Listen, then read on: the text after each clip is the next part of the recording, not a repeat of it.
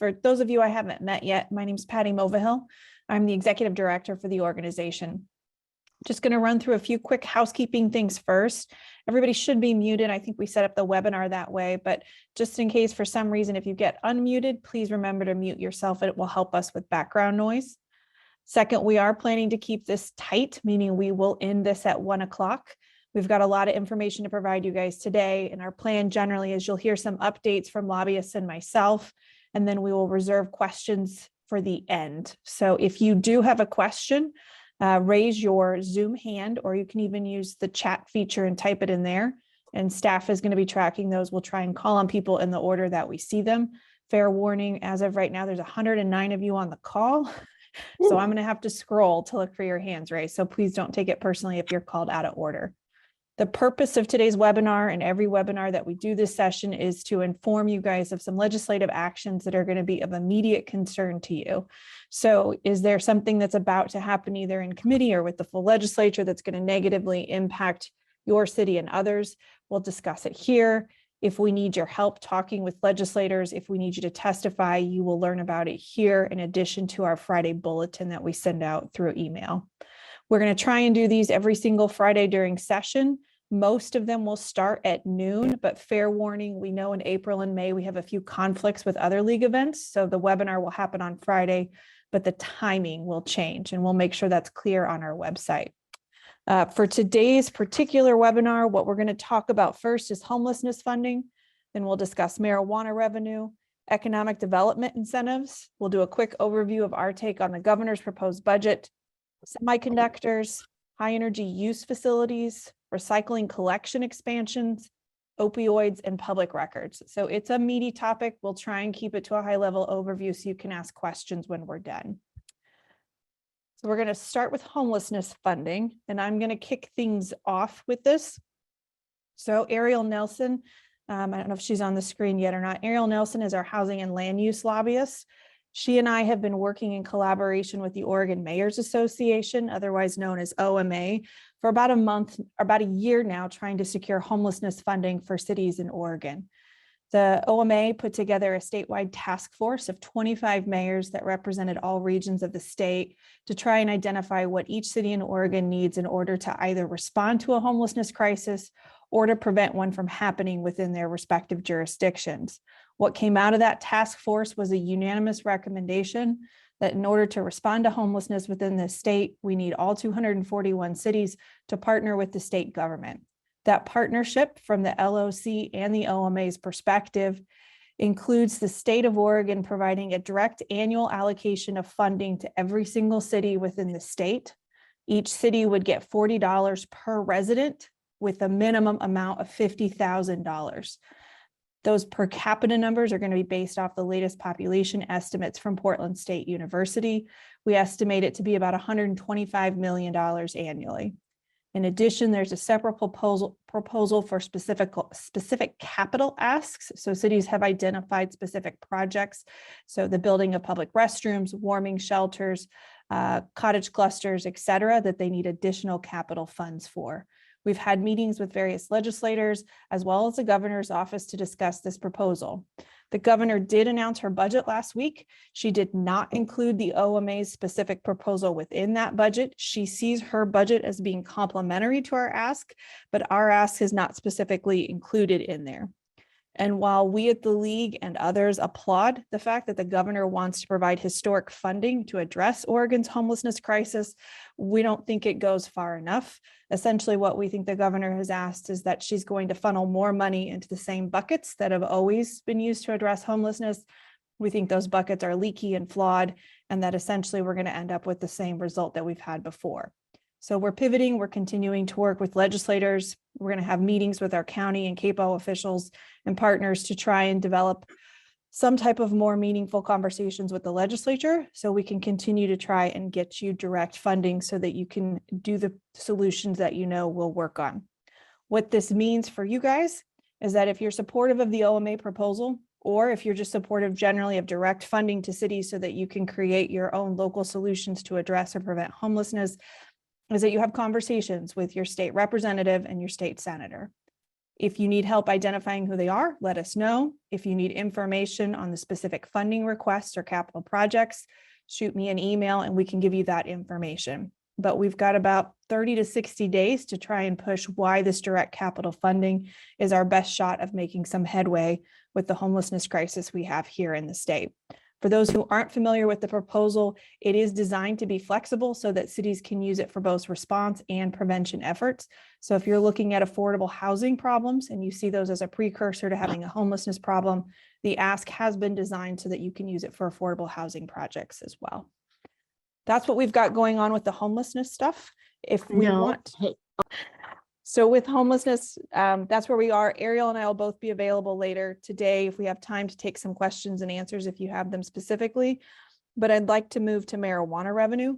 Lindsay, are you on? I think I see you.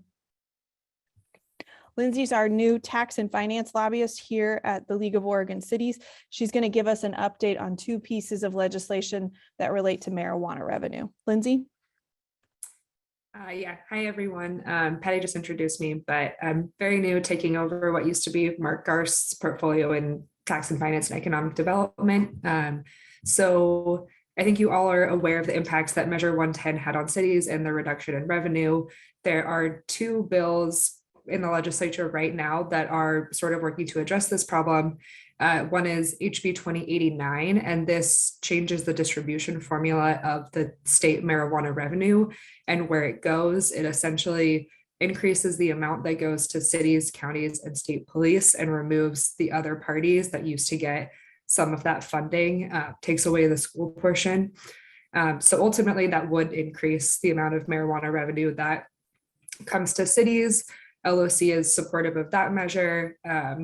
And then we're also supporting HB 2505, which would increase the allowable local government tax. So right now that is set at 3%. And this bill would change that to allow up to a 10% local marijuana tax. So yeah, we are supporting both of them. And that's just a quick update, but you can always reach out to me if you have more questions.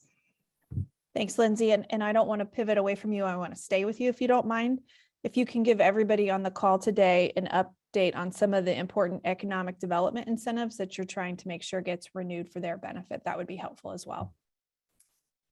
Great. Yeah, so this piece is really a request for all of you to show up for some public hearings coming up. So, and this will also be in the bulletin, so you don't have to remember this, you can check there. But on Monday, oh my gosh, let me pull my notes here.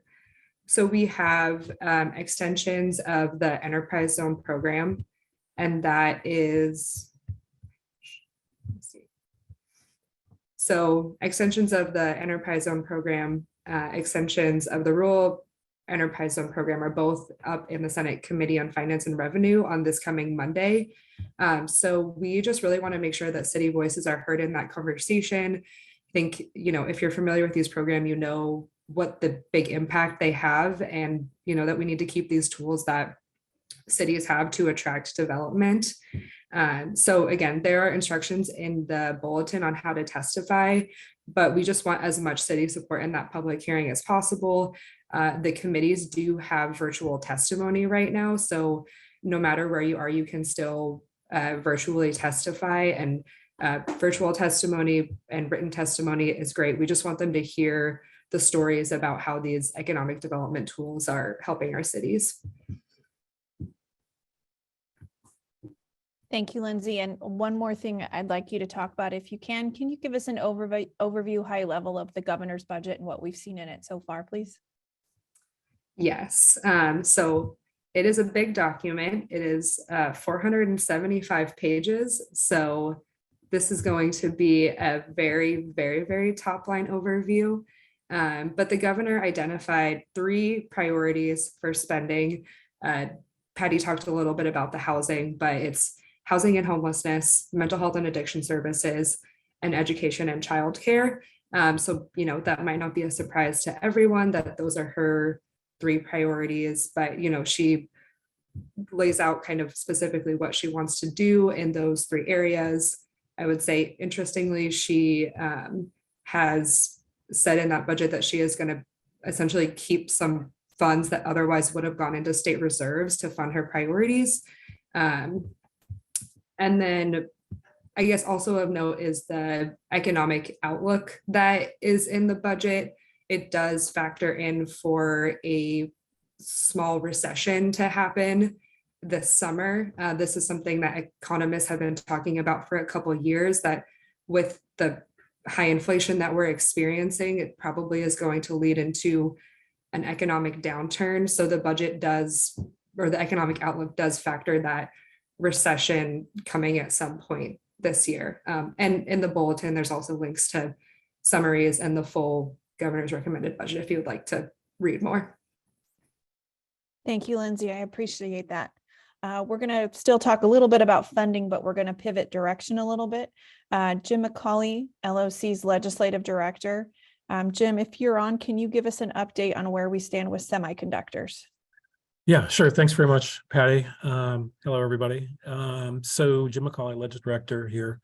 So I wanted to give you just a quick update on the semiconductor package. This is probably one of the most significant economic development initiatives that's going forward into the 23 session. I think there's one thing certainly that the pandemic taught us is the importance of chips. They're in everything from dishwashers to cars and obviously phones. So federal government is putting $52 billion into a package to essentially reinvest and make sure that the United States has got a chip supply being built forward. And the good news for us is we've got semiconductor industry here in Oregon that's been growing over the last 40 to 50 years and is literally the global hub for research and development in terms of semiconductor research with Intel's facilities out in Washington County. So there's 5 components of this semiconductor package that I think are really important. One is certainly continued investment in the research and development of Oregon's economic strengths. One is on talent, which again is really focused in on a combination of both that private sector that is of value in the state as well. There are also a package component here on incentives effectively in Oregon. I think everybody realizes that the vast majority of the economic development that takes place is largely as a result of the property tax incentives that local governments are willing to give in order to get not just a new business coming into the state, but also reinvestment like it has been for Washington County. The other component will be regulation, and that's really going to focus in on that existing regulatory structure to get essentially a better outcome or a more efficient outcome in terms of siting facilities. The final piece of this is land. And I think everybody recognizes we have a land use system in this state. It's not easy to find or be able to add land into that system.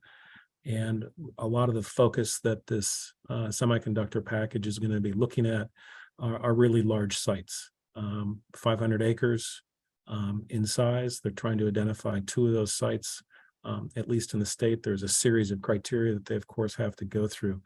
I think the important thing for members here is that when you look at the semiconductor package and look at all the work that Lindsay's going to be doing on trying to get these sunsets extended on the E-zones and those other economic development incentives, it truly is important for you to weigh in and to be able to support these efforts. So make sure that you're reaching out to your legislators and letting them know that you want to have a robust semiconductor package that invests in Oregon and can create a better land use system to basically help site these manufacturing facilities. So that is it from me. Thank you, Jim. I appreciate it. And continuing with some things that happen and involve big business. I know several of our members were reaching out to Nolan today or this week about high energy use facilities and some bills that have dropped. I see some of you on the call today. But Nolan, for those who haven't yet gotten familiar, do you mind giving an update on House Bill 2816 related to high energy use facilities and how it impacts cities and where you see it going? Absolutely, thank you. So quick overview, House Bill 2816, as argued by proponents, has to do with the state meeting their carbon emission goals by addressing increased emissions from high energy use facilities in non-investor owned utility territories, namely data centers and potential cryptocurrency centers, by subjecting them to similar targets as laid out in House Bill 2021, which was the 100% clean energy bill passed in the year 2021. You can read more about all this today in our legislative update on the bulletin. But a few key things that I wanted to highlight. The League of Oregon Cities is opposed to the base bill. The league had a number of concerns with that base bill, but primarily the penalty for non-compliance. If a high energy use facility did not meet the emission targets in the timeline, they would lose their enterprise tax zone benefits and face a $12,000 per megawatt hour per day violation fee. Loss of those benefits alone would threaten the contracts between our cities, utilities, and businesses. This provision would have had the greatest impact on cities and would set unacceptable precedent. It would send a negative message to business community when considering entering into a contract with our cities using the enterprise tax zone benefit. This is our primary concern, but I want to acknowledge it's not our only concern. We reached out to the chief sponsors of the bill, Representative Pam Marsh, and proponents to talk about these concerns and more. We also connected with opponents of the bills, our municipal energy utilities, and members who would be impacted by the bill. Representative Marsh and proponents have been very receptive to our concerns that we have raised and have agreed to address them in -1 amendment. If adopted, would really address the major concerns that the league would have about the bill. Most importantly, it would remove the enterprise tax zone provision in the bill, and instead the Oregon Department of Environment and Quality would have the authority to impose a penalty at their general discretion. This is consistent with the implementing agency oversight in House Bill 2021. Due to this, the league would take no position on House Bill 2816 with the -1 amendments if they are adopted, since the most direct impacts to our members' cities would be addressed. The league does acknowledge the openness and acceptance of our concerns by the proponents, and there are still concerns that we'd like to address, and we do continue to work with all parties to refine this bill. I do want to recognize that some members do continue to have significant concerns about the impact with or without the amendments, and we are not going to stand in the way of those members who continue to oppose the bill. The league will continue to elevate those concerns through this process, and we will continue to work to improve this bill. It was first scheduled for a public hearing this last Wednesday in the House Committee on Climate, Energy, and Environment. It was pulled before the hearing due to unforeseen circumstances, but we do know another public hearing will be scheduled, although it hasn't been yet. Our intent here is really just to inform members about the bill, the background on these negotiations, the status and our current position with the amendments. We will not stand in the way of any members who wish to advocate for any particular position for their city. But please do let me know if any of you all have any questions or concerns, and just please do not hesitate to contact me. Thanks, Nolan. I know we have a lot of new members this year, some of whom may be on the call. So I'm going to ask, can you explain quickly what a base bill is and what you mean when you say -1 amendment, in case we have people new to legislative policy on the call? Absolutely, and that's a good question for clarification. So the base bill is the introduced bill. So it's the first bill language that everybody sees when these bills are read. An amendment is the process of providing fixes to that original bill. Each amendment that is drafted is given a different number. So you can have a -1 amendment, a -2 amendment, and so forth. You can combine these amendments to create one large change to the bill, and if adopted and passed, that then becomes the bill moving forward. Excellent. Thank you for that clarification, Nolan. It's appreciated. I want to pivot a little bit to recycling, transfer over to Michael Martin. He is our lobbyist who handles water, wastewater, solid waste, and our natural resources portfolio. Michael, if you don't mind giving an update on recycling collection expansion, I think that might be helpful as well for the membership. Great. Yeah, happy to. Thank you very much. Again, my name is Michael Martin. Just have a brief update regarding the needs assessment survey for recycling modernization funding. And so all cities, regardless of size, are eligible to receive funding from producer responsibility organizations for recycling expansion. And the first step of this process is for local governments to complete the first needs assessment survey. And this will simply ask you to indicate your interest in expanding recycling collection. And the deadline to fill out this survey is April 14th. And there is a corresponding bulletin article that outlines this, any contacts, and of course you can contact me. For example, eligible expenses include startup and expansion costs associated with en route collection. And the key part of this is local governments are encouraged to work with their service providers to fill out the survey, but each local government, each city must submit its own survey to be eligible for funding. So, there's an old joke about an economist who spots $100 bill on the ground and keeps going by, because surely there wouldn't be $100 bill just lying on the ground. This is really an opportunity to think about what you want to do in your community in terms of expanding recycling, and filling out this survey is a key component of that. So that's all I have there. Thank you, Michael. Where can they access that survey? There is a bulletin article, and I'm also happy to put a link in the chat as well. Perfect. Thank you very much. Speaking of additional fiscal resources, we have with us today Scott Winkles. Scott is our general government and public safety lobbyist. I'm not seeing you, Scott, but I have almost 200 people on here. But Scott, if you can give us an update on where things stand with opioids, particularly the settlement, I think that would be helpful. Yeah, happy to do that. And thank you, Patty. So we had a package of opioid bills. I think it's all going to get folded into one bill right now. That we're definitely going to help assist cities in how they spend and dispense their opioid settlement dollars. So if you're a city that was 10K or above in population at the time of the settlement, you'll be getting a direct appropriation. Smaller cities will have access to a pot of money that they would apply for grant funding to. You'll be seeing a lot of information at the spring conference on how to make a successful grant application to that fund.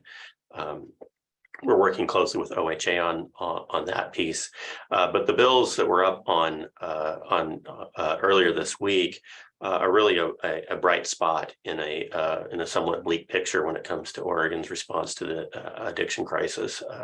They're going to update the statute language so cities will have access to and non-medical providers will have access to the next gen of the rescue drug. So if you're familiar with naloxone, there's which is a nasal spray. If someone's having an overdose, it's immediately would bring them out of their overdose. It's very short acting. There are new drugs on the market that the bill would allow cities to procure. It also would it directs the state to bulk purchase these, what they're called opioid short-acting opioid antagonists. And so the state would bulk purchase and make it more affordable for cities so they can stretch their settlement dollars more. And there's going to be a lot more reporting requirements on overdose fatalities and hospitalizations. So cities are going to be able to plan and look at the data and make database decisions when they're addressing this problem. I think the bills have some bipartisan support. They had wide support from the public safety, treatment, medical communities. I think we'll see them. I think we'll see some action on those in the next week or two and get worked up and amended and get fiscals. So that's a positive news right on there. The other bill I want to talk to you about today is a league priority. It's House Bill 3111. This bill deals with public records. The bill, what it does is it closes a loophole that places the employee and public official, volunteer public officials' personal data at risk of release during a public records request. The intent of the legislature all along was that someone would need a very high bar to show that there was a public need for the release of this information. That is, the courts have ruled that if the information is in the personnel record, it's protected. If a contact phone number and address and email, those sort of personal email or very concerning emergency contact lists are not in a personnel record, that they would be releasable. But we closed the loophole. That bill is up for a hearing in House Rules on Tuesday of this week. If this is if you know of an instance in your city where an employee or an official had received, had been harassed or received some sort of communication at their personal address because and experienced some negative repercussions, really like to talk to you. Feel free to reach out to me. There's a bulletin article on this that should be coming out shortly. The bill also addresses a fix that had been longstanding. PERS retiree information is protected. However, PERS isn't the only public retirement system operating in the state of Oregon. Portland's Police and Fire Disability and Retirement Fund didn't receive the same privacy protection. So we're also going to true that up in the bill. I think the votes are there. We're going to make a good showing on Tuesday. And if this is something you want to hear more about, or you'd like to talk to me about it, please feel free to reach out. Thank you, Scott. Okay, so those were kind of our quick high-level updates. We wanted to try and get those done in 30 minutes. If anybody on the call has questions about those topics, and just as a quick refresher in case you joined us late, we had updates today on homelessness funding, marijuana revenue, economic development incentives, the governor's proposed budget, semiconductor legislation, high energy use facilities, recycling collection, opioids, and public records. If anybody has any questions, you can raise your hand or you can put a note in the chat feature and we'll do our best to call on everyone. I know we have a lot of guests on the phone too. Our preference would be to start with city members first and then work our way through since we are a member services organization. If you've got any questions, feel free to pop them up in the chat or raise your hands and staff will monitor.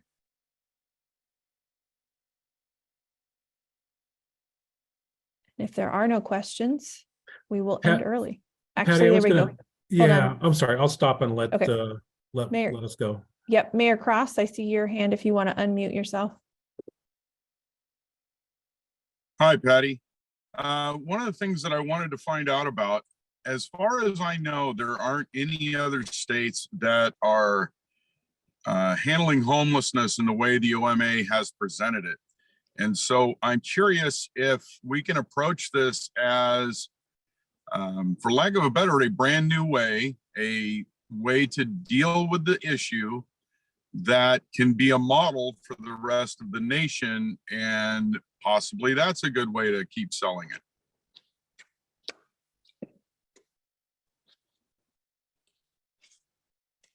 Thank you for that comment, Mayor Cross. What I can tell you is that Ariel and I, the lobbyist who's been running point on this for us, had some strategy meetings this morning with some other partners about next steps. And that is a suggestion we will weave into our mix for sure. But we are working with other lobbyists who work for cities to try and strategize how we can best make this appeal to the legislature. But that's a good point. I did see Councillor Peter Hall, your hand was up next. And then when that's done, I do see a chat from Eric Swanson of Phoenix in the chat. But Peter, if you'd like to unmute yourself. Okay, I'm unmuted now. I just want to see if there's any bills dealing with water resources and the lack of water resources in Eastern Oregon, specifically what they want to do, especially when it comes to distribution and how they can have fair distribution. So is there any kind of bills in legislature about that? Jim, you want to take that one? I'm going to be delegating this to Michael. Perfect. You're up, Michael. Yes, so you're talking about the, if I understand your question, you're talking about fair distribution of water resources? Yes, well, especially in Eastern Oregon and simply sort of a template for what is going to be available and what they can actually distribute. So is there going to be some kind of change in how they're going to determine what water is going to be available and then how best to distribute it? Yes, yeah, there are ongoing conversations. Rep Helm, Chair of the House Ag, Land Use, Water and Natural Resources Committee. It's a mouthful, and Vice Chair Owens working on this more of like a pace-based planning approach. So real high level here for sake of time, but so we can sort of know exactly what's available and ensuring that that data is accurate, that the Water Resources Department is providing, and then it's like real time. I do hear Rep Owens say this often, and the reality is that we are over allocated, and navigating that is complex, but those discussions are ongoing, and there's a couple of bills to address that, which I'd be happy to follow up with you. Thank you, Michael. I want to switch to the chat quickly. Just a quick note. City Manager from Phoenix, Eric. Hi, Eric. Put a note in the chat that he would encourage us to continue trying to secure funding for cities who are impacted by the severe 2020 Labor Day fires. So I've made that note for Jim and Ariel, both who might touch on those, to keep those in mind. The next kind of question comment from the chat comes from Newport, City Manager Spencer Nebel. Michael, I believe this one's for you. Spencer indicates that Newport has been asked to support Senate Bill 2813 regarding drinking water, and he's wondering if we have any thoughts on that particular Senate bill. Yes, we support that. The League of Oregon Cities, and I actually just submitted a letter of support and was at the hearing yesterday on that bill, and it was really great to hear city voices on that. Thank you, Michael. Also a question from the chat, Summer Sears, CPA. She asks if the league has an update on its position regarding House Bill 2110 regarding municipal audit law. Scott, I believe that's a bill you're tracking, correct? Yes, I am all over that bill. The 2110, there were two bills. It's been folded into one. The bill does a number of things. First, it increases the threshold. It actually reduces the number of cities that are going to need a municipal audit by increasing the threshold. So more cities, more of our smaller communities with budgets under $1 million will be exempt from having to file the audit. They would simply file the one of the two less stringent reporting requirements. That frees up the number of auditors. The bill also removes some fairly archaic language in the statute that limits the number of people who can actually, or is a restriction on the number of people who can actually enter in the municipal auditing field. It required a special certification. That language is going away, so more CPAs will actually be able to engage in this practice. It should increase competition. It also completely removes the ability or the authority of the state to withhold state shared revenue for a late audit. And so under the current statute, 10% of shared revenue can be withheld from, is required to be withheld from a city or any local government or county. The other two don't get shared revenue if their filing is late. The Secretary of State's office is now removing that authority, so it was counterproductive. All it does is, if there is a problem, all it does is make the next year's audit worse because you've lost anticipated revenue. So it does increase the filing fees a little bit. This is the top filing fee would go from $400 to $500, and I believe the bottom one goes from $40 to $50 to cover it. I think the bill has pretty solid support from the accountant community and from the local government community, and I know it was very important to SDAO as well. Thank you, Scott. I want to circle back. Jim, do you have anything that you could add regarding wildfire funding, particularly as it relates to City Manager from Phoenix's question and comment in the chat? Yeah, sure. So it's a good question. That's part of our overall I'll say, set of priorities going forward is a lot of that resilience piece. And it's a combination of not just funding for the planning and things of that nature, but we're going to continue to be advocating for the recovery funding itself. So I don't have a physical figure for you. That's really something that'll be captured towards the end of the budget making process, but I definitely suggest anybody out there who was part of those Labor Day fires to reach out and talk with your legislators and make sure that this is on their table of importance, because we're going to need a lot of people speaking on behalf of this. We know the fire was devastating. The recovery efforts themselves are going to take a lot of time. And there's actually a bill next week. It's less about the fire recovery efforts in terms of building, and it's more about the trying to provide some resources to local governments to help, I'll just say, add the FireWise program into your community. So that's essentially treating lands and trying to get them into a less risky situation. So that's Senate Bill 509. There's a set of -1 amendments on it that really, again, talk about resources and working in a collaborative process, something that was part of our overall wildfire strategy going into the big Senate bill from a couple of years ago, Senate Bill 762. So that'll definitely be a focus for us for part of our work during session. One thing I wanted to also emphasize again, everything that we're presenting today from our agenda will be in the bulletin because we're going to have kind of a front page of the bulletin, and then we're going to have a button or a place for you to click, which will basically give you a weekly set of alerts or what's hot topics for the next week. So you'll be able to go there and get more details so you don't have to write down all this information. I think the other thing too is that we're going to start putting in a bill list, and we'll probably do it in here in the next week and stuff, so at least you can see on paper what exactly we're kind of focused on here for the next, in kind of a week or a 2-week period. And Patty, if I may, for the cities that were impacted by in those Labor Day fires that were not federally declared disasters, there is a bill that was heard yesterday in the Emergency Management General Government Committee in the House.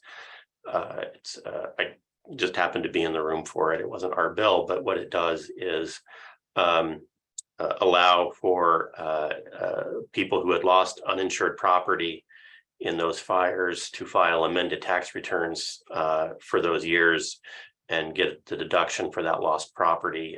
If the fire wasn't federally declared disaster, there's no they can't deduct that on their federal taxes, but the state is going to allow those amended returns. I think the important thing is that there is a timeline on that bill, and filers would have a limited window in which to file amended returns, and that's maybe something that our officials, and particularly around the Echo fire, may want to reach out to their constituents on. Thank you, Scott. I'm not seeing any more questions, so I'm going to ask a favor of the IGR staff, our intergovernmental relations team. With almost 200 people on the call, some of whom are no doubt new and haven't met you all briefly, and by that I mean in less than 45 seconds, if you don't mind just sharing generally what portfolios you cover, and if you have the ability, putting your direct emails in the chat so people know how to contact you. Nolan, I see you actually on my screen. Do you mind really quickly telling everybody what you do? Absolutely. Again, Nolan Plesha, he, him pronouns. My portfolio issues are broadband, telecommunications, cybersecurity, energy, and environment. And I will put my email into the chat. Please feel free to reach out if you have any questions or see anything you wish to connect about. Thank you, Nolan. Lindsay, I see you on my screen. Can you do the same, please? Hi, everyone. Lindsay Tennis. I use she, her pronouns. Oh my gosh, my voice. So yeah, my official title is Tax, Finance, and Economic Development Initiatives. So, you know, all of the economic development tools that cities have, all of the revenue issues, and then things that sort of affect city finance in general is my portfolio. And I'll drop my info in the chat. Excellent. Michael, can you do the same, please? Absolutely.